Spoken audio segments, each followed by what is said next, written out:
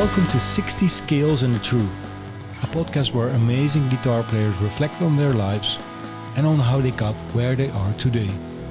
My name is Niels Guns. I'm a journalist, podcast maker and a guitar fanatic.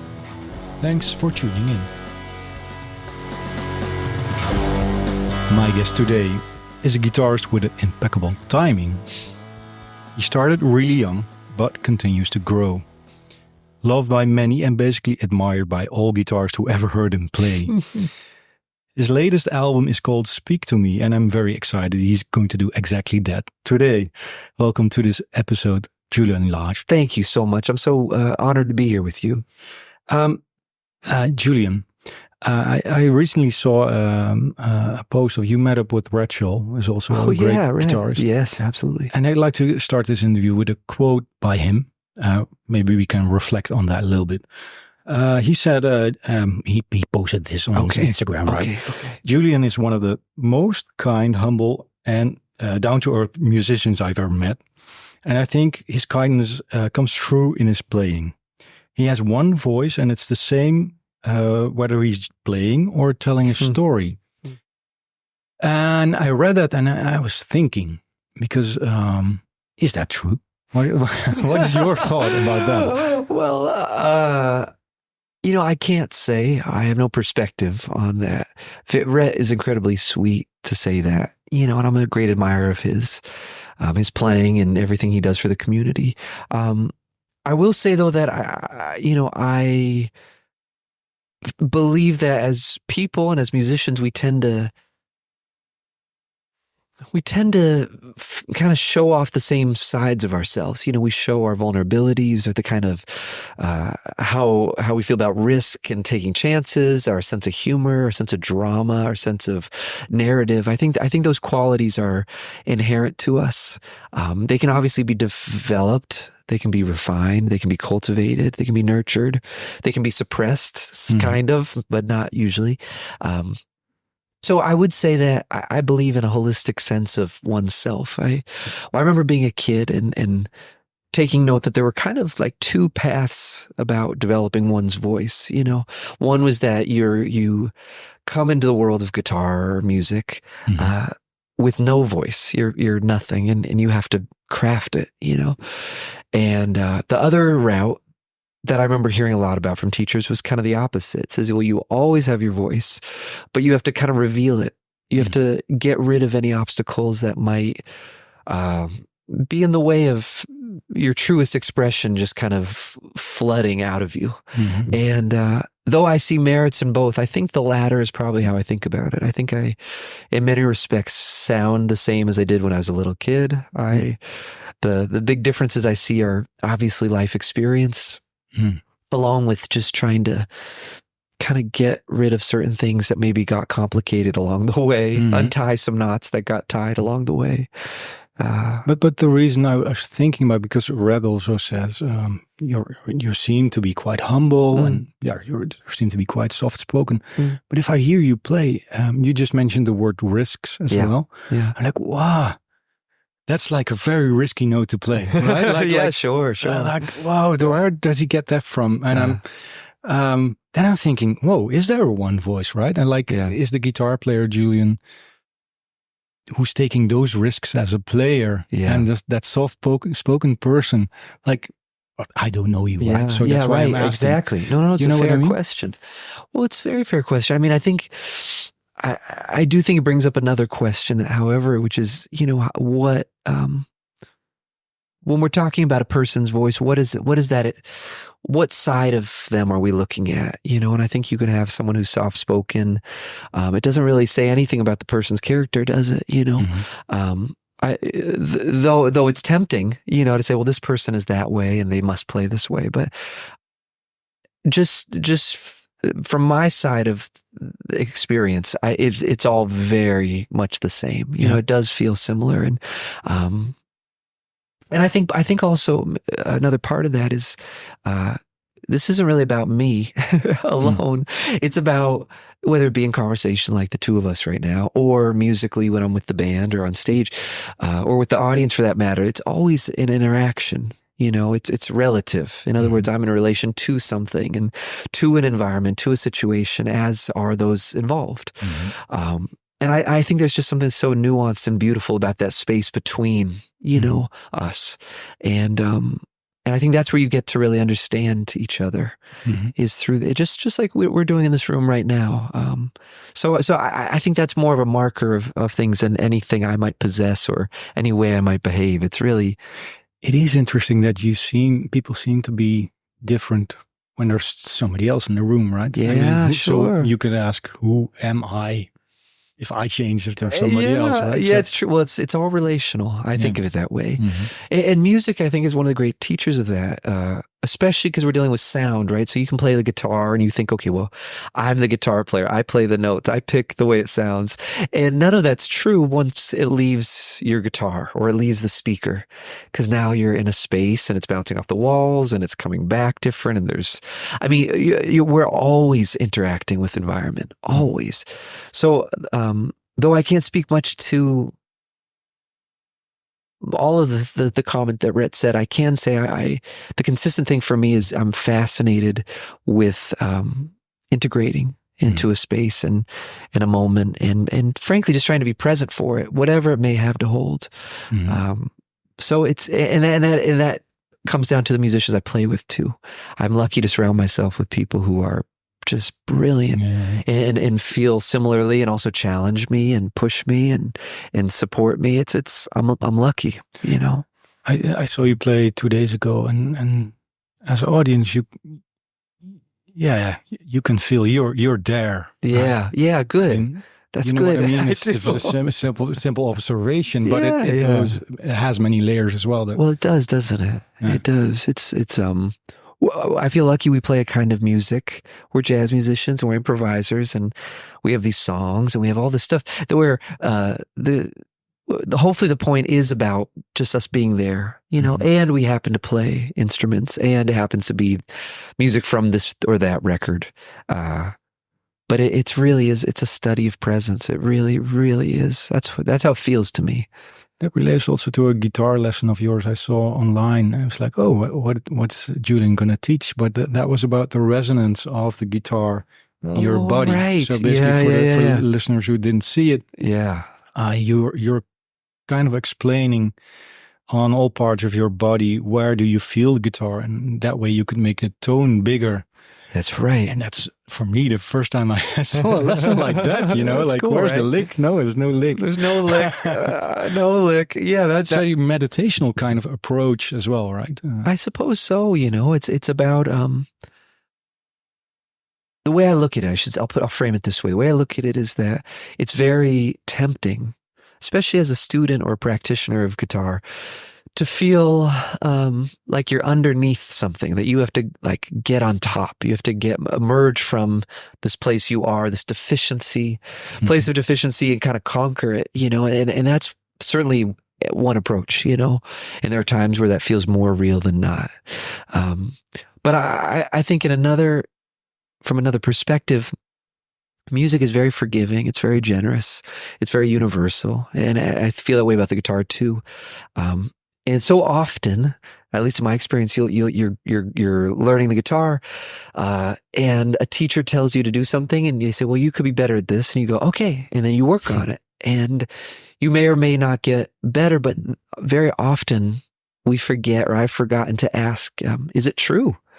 You know, is that diagnosis true? Is my time bad, or you know, do I really have to overcome that?" Again, not to say that they're wrong, but to say in order to really dive deep, I think we have to know, we have to believe it too.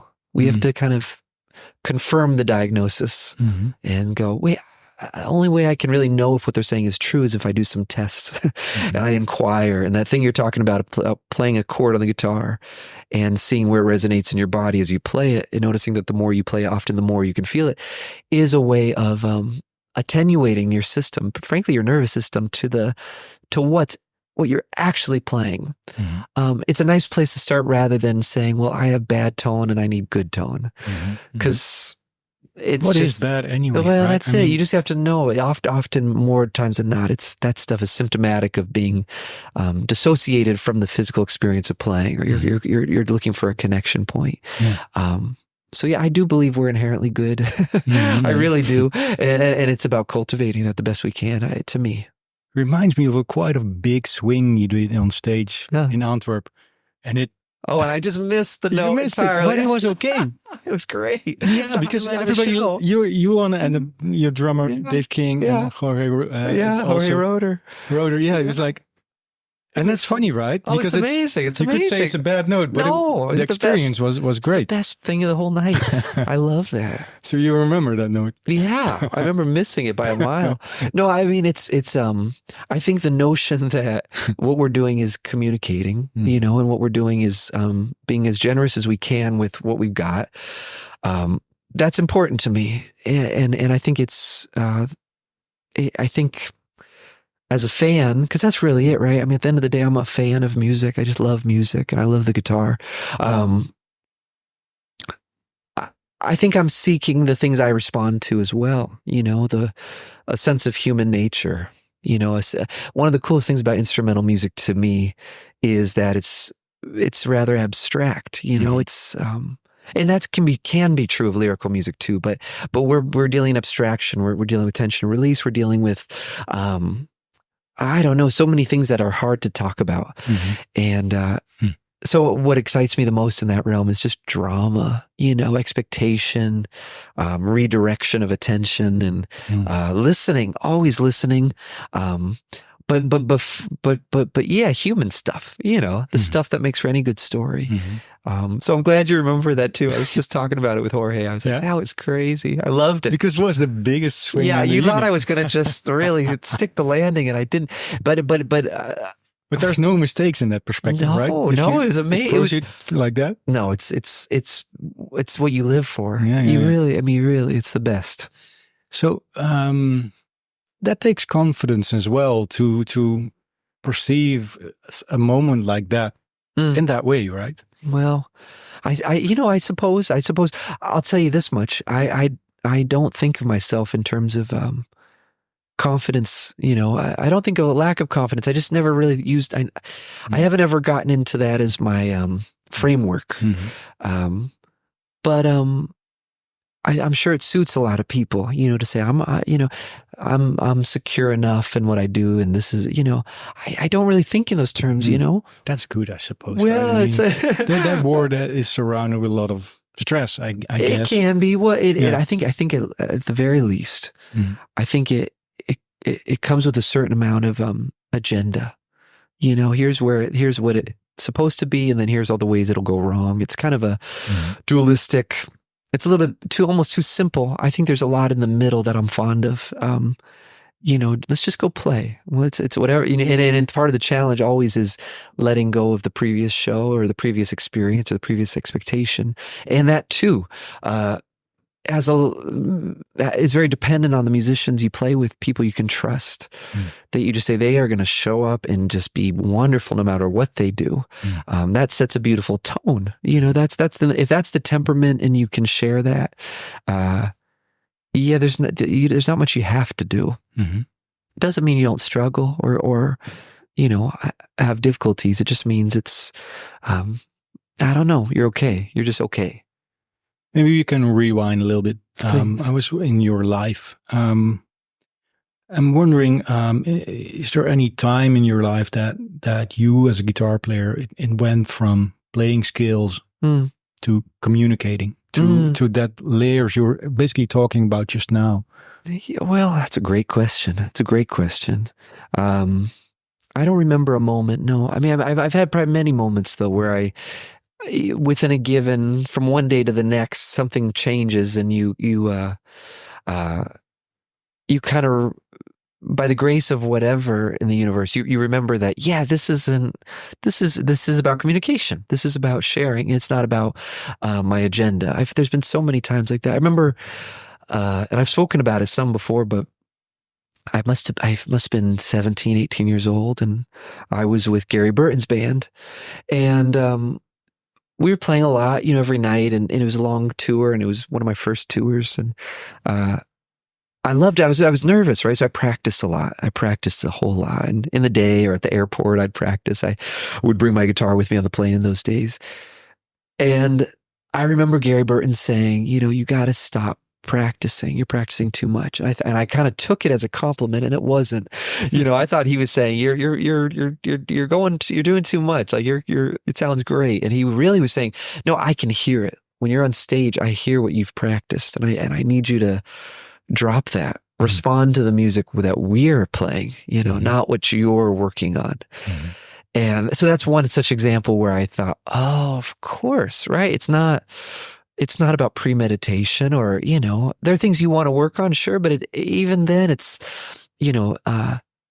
what you're able to do as a guitar player and what you want to say as a musician aren't necessarily the same. And very often, the more we're able to do as a guitar player, the easier it is to forget that you still have to have something to say. You have to have a point of view.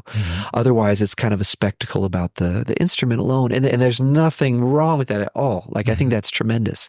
But it just so happens that I've been around mentor figures who kind of remind me from time to time, like, hey, Yeah, and anyone in particular? Well, I've always felt that way around Joey Barron. We've been playing a lot of music together. Same with John Zorn. Same with Joe Lovano. Like I said, Gary Burton. Or when I played with Jim Hall years ago, these are all musicians that, whether they said it or not when we played, I got the message loud and clear that this is, the question is, what does the music need? Not what can I do and I hope the music needs it. And it's fun because sometimes you'll say, what does the music need? And what drops in is that it needs something you can't do. And that's good news. It means you either just lay out or you go work on it. But that there is wisdom at play, in the music. It's about that. It's about the music. So, and I feel like I've gotten that message from all those people I mentioned and then some. Well, what role did you mentioned Jim Hall? Yeah, he was very important to you, right? Extremely. Jim's my guy. As he is for so many of us, I know. I was lucky to meet Jim when I was a kid. I was about 11 years old, and we became quite friendly. And he'd call me every few months, and we'd talk on the phone. This is when I was growing up in California, and him in New York, him living in New York. And then when I moved to New York, we played together. We did some shows and. Spent a lot of time together, and to me, he's just the ultimate of modernity. A truly modern guitarist and a conceptual artist. As a composer, as an arranger, as a band leader, as just someone who thinks about what we do in a unique way. To me, he's. I won't ever get over how special he is. Do you have that role as a mentor, so to say, also? For other musicians right now? Well, it's hard for me to perceive of it that way. I've been lucky to teach for so long, and teaching really is just, for me, has been an excuse to meet other musicians and guitarists and kind of learn about their thought processes and hopefully just combine our forces to work through difficulties. Jim's presence is so godlike, to me, and that I really don't, I couldn't see anyone in that position except him, my father that way too. There's only the few, obviously my mother too. It's as far as my relationship to students and others, I really have no sense of it. I don't. I just know that we're kind of all figuring it out together. There is no. It works differently for everybody, I suppose. Right? There's no one trick no. But it's fun to, on tour in the States, usually I do master classes at every concert before the concert starts. So if we do, 15 shows, 15 states, or I see 15 different communities, and it's amazing because the questions are different in every place, there, and I don't know what that means or what that says sociologically, but it's a reminder that we are all coming at it from different angles. And that's probably the biggest thing I feel is that my biggest takeaway, I should say, is that as practitioners, as guitar players, as students of the music, we learn just as much, if not more, from our colleagues and the people who know maybe just a little more than us, or maybe a little less than us, but they know it in on a Les Paul instead of an acoustic, or instead of a Tele, or whatever it may be. Those communities of thought are, I think, where a lot of growth can happen. And it's just as important, if not more important, than having a singular teacher, or say, well, you go to this person and they show you the way. And I think that's great too. And I've been lucky to experience that in various forms as well. But I do like people learning from each other, especially people of like experience. I think that's really, really important. So then in those situations, I get to almost be like a facilitator to kind of bring up, point the conversation in a certain direction, or kind of cultivate a certain perspective, but it's by no means me dishing out the way to do it, because that would be that just wouldn't be right. You just mentioned your father and your mother. Yes. Also said the word facilitator. Did they create an environment that it never really felt as a choice to become a guitar player, or no, it was very open, but maybe as important to your question is that I'm the youngest of 5 kids, so I've got 3 sisters and a brother, so everyone was doing something. I happened to play guitar, and I could share that with my father because he started at the same time I did, so we would play together and take lessons together. And my mother's a brilliant artist, as is my dad. All my siblings are just tremendous, tremendously talented too. So there was a sense of like, well, there's space for this, and there was always space held and protected for me to do what I would do. That's tremendous. But no, it was without any pressure. Also, at least to me, I think it's important. I grew up, and I've said this, I know a lot, but I bear saying again that, I grew up in that generation just before the internet. And before social media. So it was very easy to be bored, you know what I mean? Or just sit here, but just sit there and go, well, I want to do something, so I'll play guitar. Well, there's nothing else that I was particularly interested in. The first time I had my first guitar, I was 14, and the first feeling I had was, I never have to be bored again. Isn't that great? Yeah, man. Yeah, you have a friend. It was a great feeling. It's a wonderful feeling. Yeah. You're engaged, Yeah. And there's another side to that too, though. It's like, so now you're able to devote yourself, hopefully, and it's circumstance, right? I'm lucky that I was able to, and had the resources to study and be with, my family took care of me. I mean, I'm lucky. I'm really lucky, very fortunate. The other side of it being that I could also experience that in privacy. So there was no sense of, okay, I'm getting deeper into this, I should really film it and put it on the internet, or I should, there was, and I was kind of in the public eye, and it wasn't that much. I played on TV a couple times. There was a documentary, but even that film made about me when I'm a kid, I don't actually play the guitar in it. But that's actually interesting. If you be a 5-year-old playing guitar and quite decently, and you'd be all over the internet. You'd probably be all over the internet. That seems to be the way it's going. Yeah. And I see, and I can't speak to it being good or bad. All I can say is that, boy, am I happy I didn't have to do that. Because basically from when I was a kid till I was in my 20s, I was just a secret. I'd play shows and I'd be on records, but then the show was over, I'd go home, done. There was nothing else. Just keep working. So that was a blessing for me, at least for my constitution. That doesn't distract you nowadays, though. I'm still no. I mean, I managed to keep my head out of pretty much everything. What's your secret? No. I just. Well, I have a team of people, and they help me with things on the internet and social media, and we work together. But no, I don't really have a taste for it. I don't crave it. But that's not to say that's a good thing. It just happens to be my relationship to it. Yeah, I guess but if your relationship is like that, at least you seem to be in control, right? The internet seems to be in control. That's right. Do I really want to see this? Yeah. This thing? No, it's hard. You can't unsee it sometimes. No, so it's true. I do have that responsibility to just kind of do my best to take care of myself. So yeah, you said I'm very fortunate to have had those parents who created that environment.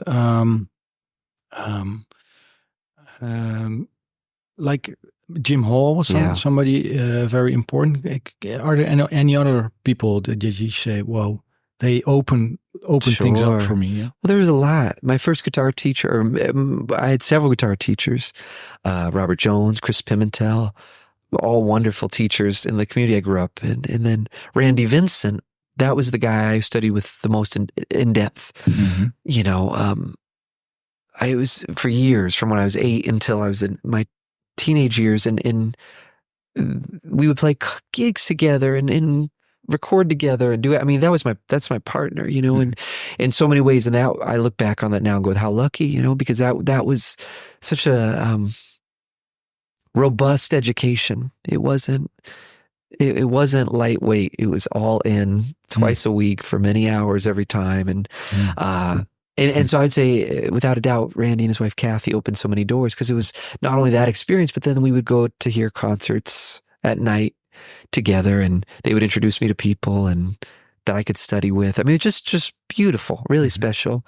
David Grisman was another person. First person I recorded with professionally was David Grisman, hugely influential.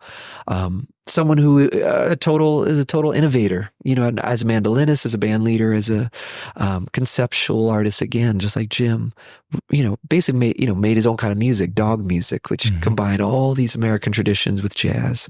And then that led to knowing and playing with Bela Fleck. And then in my college years, I studied with Mick Goodrick, who was so profound for all of us. And that was another experience like that. But your wife is a musician as well, absolutely, right? Margaret Glaspie. What did you learn from her? Could you pinpoint something that you think, wow? Yeah, she's the best. I mean, Margaret I met in college, so we kind of, in many respects, we've grown up together. You know, we really have. So she has an amazing capacity for not being impressed by anything that's topical. She's such a great songwriter and guitar player and singer, and she understands narrative and storytelling in like emotional impact. What does it feel like? Is it grabbing me, you know?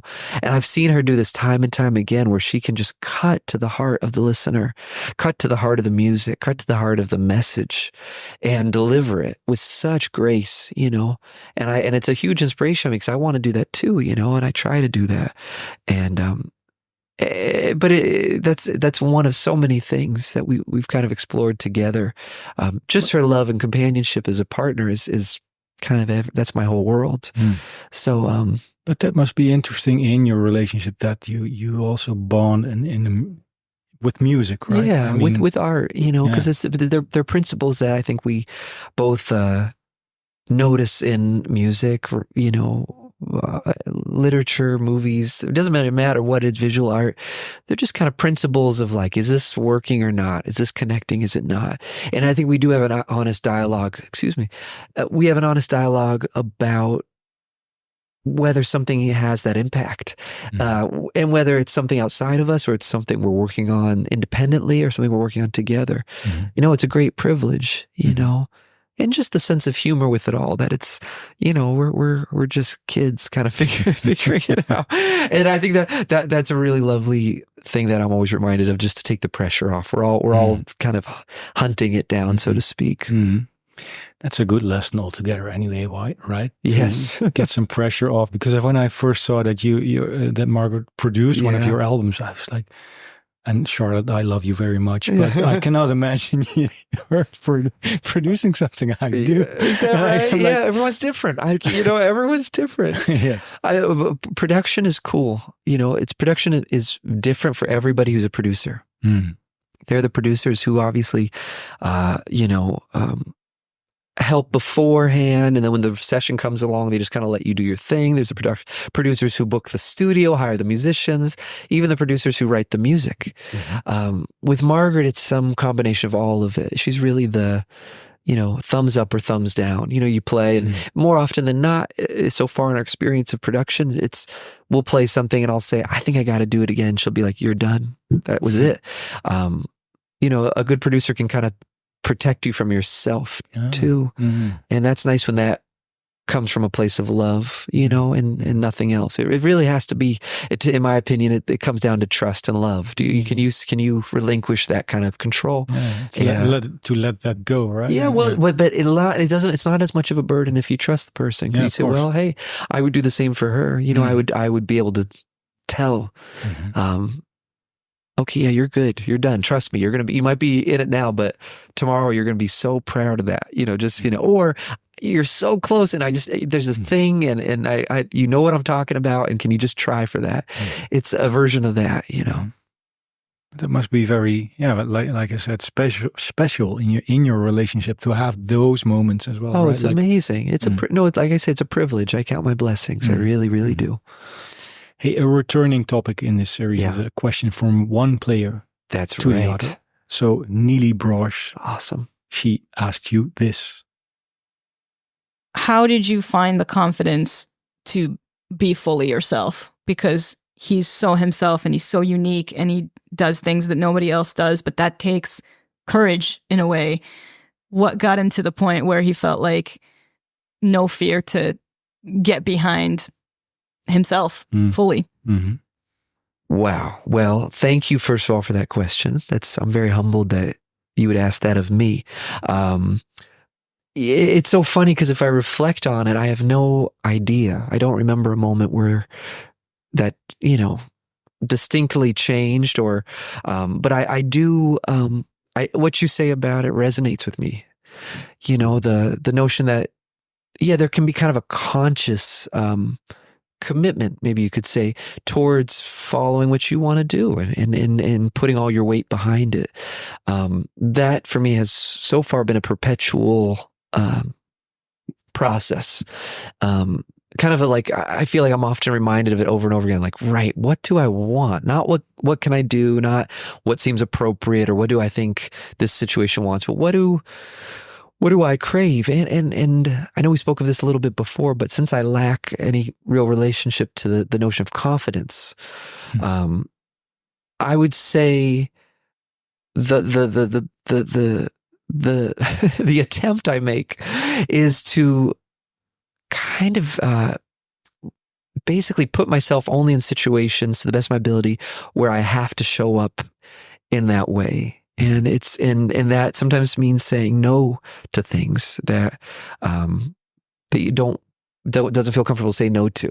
I remember feeling this when I moved to New York. I was kind of playing with everybody and trying out all this stuff, and I loved it. And I played with so many people. And then over the years, there's been a little bit of refinement of, okay, I like working with this person because I love working with John Zorn because I don't really have to think about how to put myself into the music. He leaves so much room for it and also inspires it that it's going to be there. I love playing with my trio, or I love working with Joe Henry, or I love working with Margaret, or Chris Eldridge. These are all people with whom I don't actually feel like the question is warranted. Mm-hmm. I could not be myself around them. I don't know what it is. It's the way they listen to me. It's the way they look at me. It's the way they talk to me. Mm-hmm. It's the way the music is written. So that's been kind of my singular focus. And of course, there are times where you don't feel like you can do that for one reason or another. That's understandable. Mm-hmm. But by and large, I've been fortunate that I just kind of keep trying to put myself in situations where I have no choice. Mm-hmm. I set a record date. I've got to write 12 songs and the band is hired. What am I going to do? And then you get to work. And also, the only thing I would say is that I think we know when we're accessing our truest self. We know it, and to that end, I'm really curious about just how I can keep my antenna up, so that as things are going down, I can get a read on it. There's been many times I record myself a lot, or I used to a lot more, and I listen back to shows, and I would listen back with the question of not is it good or is it bad, but yeah, how does my experience of listening differ from my experience of playing? And that question was always very helpful for me, at least, because often I would hear something and say, well, maybe it feels a little flat, or like I'm not being myself completely, or it's not vibrant enough, or whatever it is. And then I would think back and try to remember what it felt like. And often those moments, I was very worried. I had an agenda. I got to do this to be right. Got to play this way to play the right. So, I was in a story. And so the practice for me has often become, can I drop the stories? Can I notice there's a story going on? Mm-hmm. I need one more chorus to really kill it. No, I don't. It's bull, mm-hmm. But it feels real, it feels real. So I think I'm of the school, rather than thinking having courage or confidence, more, can I just be, can I question everything? Mm-hmm. Not in an annoying way, mm-hmm. but just say, one of my teachers says it so eloquently. She says, is it true? Mm-hmm. Is it true? I've been playing too long. Is it true? Is it, this song it needs something else. Is it true? And the beautiful thing is, because it's a question, the answer can be yes. They can say, yes, you're playing too long, stop it. Or it can be like, no, you're cool. But once again, there's that producer-player relationship. Mm-hmm. However, this time it's just between myself and myself, But that it really resonates with me, you saying my lack of notion of confidence. That to a lot of people, that would seem the most confident thing you could ever say. I suppose, again, I'm the wrong guy. Krishnamurti, Jiddu Krishnamurti, the great philosopher and writer, I know he would talk about confidence as being, I'm paraphrasing, but I remember, at least if I'm remembering correctly, there was a notion in his writing that, it's very dangerous. A confident person is kind of a dead person. You're unavailable. And I think being available is far more interesting to me than being right. Or and I think this is true of anyone who's had any life experience, which everyone has, around, thinking you were doing the right thing and then realizing there was some information you didn't have. You didn't have the full story. Mm-hmm.